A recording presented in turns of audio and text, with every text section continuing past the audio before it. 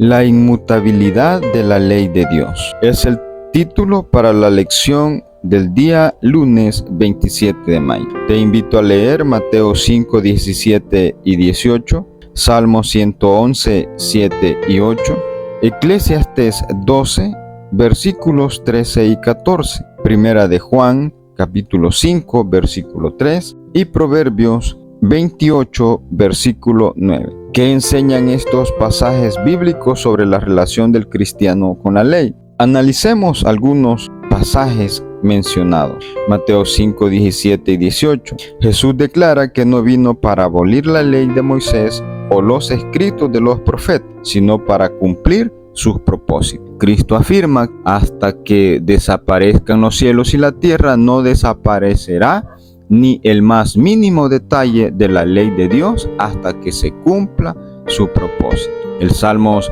111, versículos 7 y 8 dice: alaba a Jehová y destaca sus obras maravillosas. Este salmo alaba a Jehová y destaca sus obras maravillosas. En los versículos 7 y 8 se enfatiza que las obras de Dios son verdad y justicia, y sus mandamientos son fieles y eternos. Eclesiastés 12, versículos 13 y 14, nos insta a temer a Dios y guardar sus mandamientos, ya que esto es el deber del hombre. Además se menciona que Dios traerá toda obra a juicio, incluso lo cubierto, lo cual es una advertencia sobre la responsabilidad ante Dios. Primera de Juan 5:3. Aquí se enfatiza que el amor a Dios se manifiesta en la obediencia a sus mandamientos, que no son gravosos. Proverbios 28:9. Este proverbio advierte que aquel que aparta su oído para no oír la ley de Dios, incluso su oración será abominable.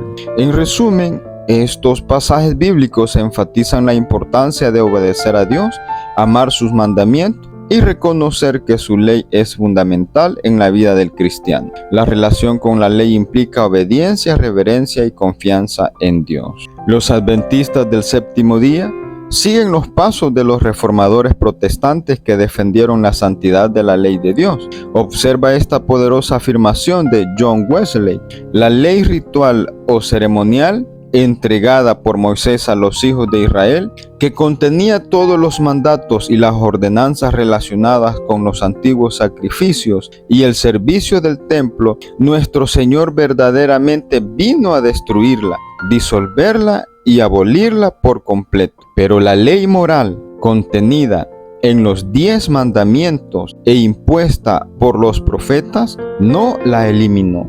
No fue el designio de su venida revocar ninguna parte de ella. Esta es una ley que nunca puede ser quebrantada, que permanece firme como fiel testigo en los cielos. Cada parte de esta ley debe permanecer vigente sobre toda la humanidad y en todas las épocas, ya que no depende ni del tiempo, ni del lugar, ni de ninguna otra circunstancia susceptible de cambio, sino de la naturaleza de Dios y de la naturaleza del hombre y de su relación inmutable entre sí.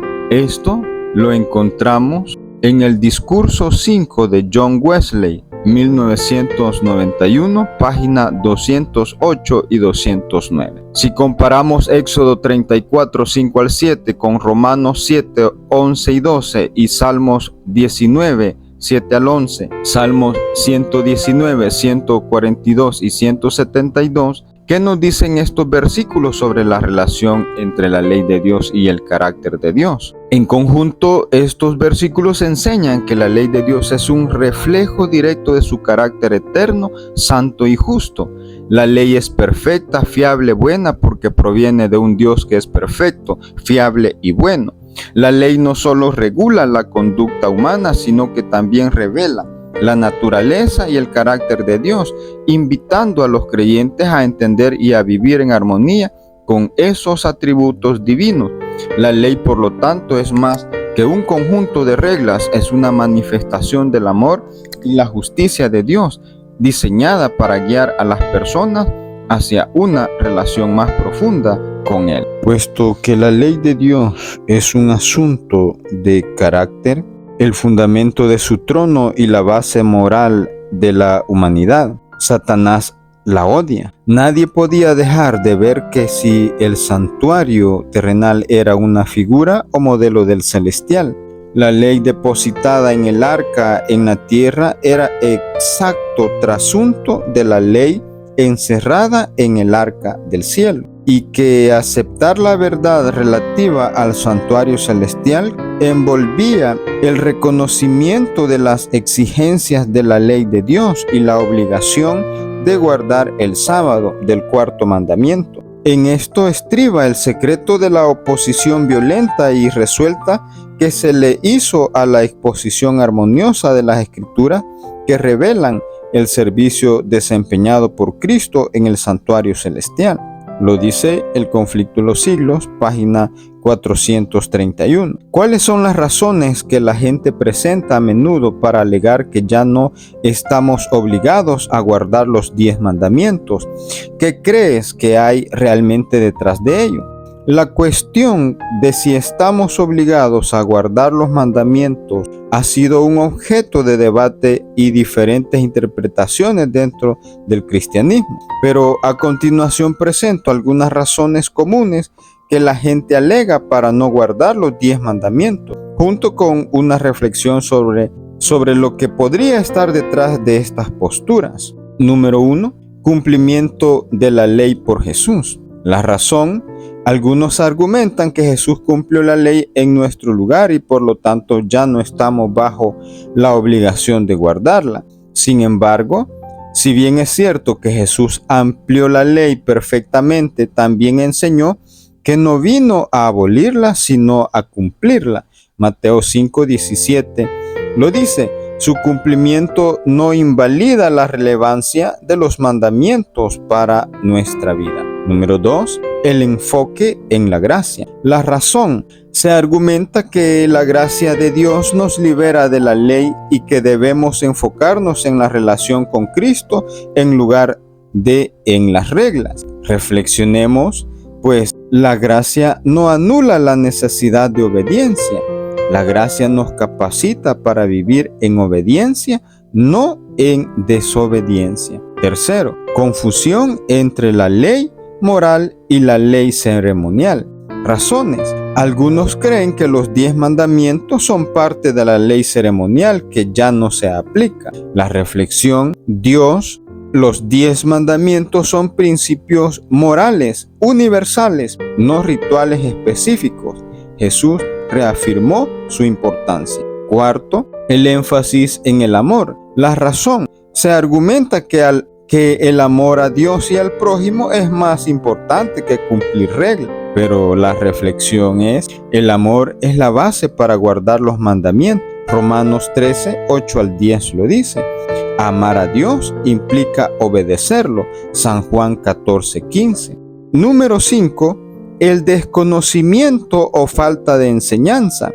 La razón: muchos simplemente no conocen los 10 mandamientos o no han sido enseñados sobre su relevancia. La reflexión: la falta de conocimiento no cambia la verdad de la palabra de Dios.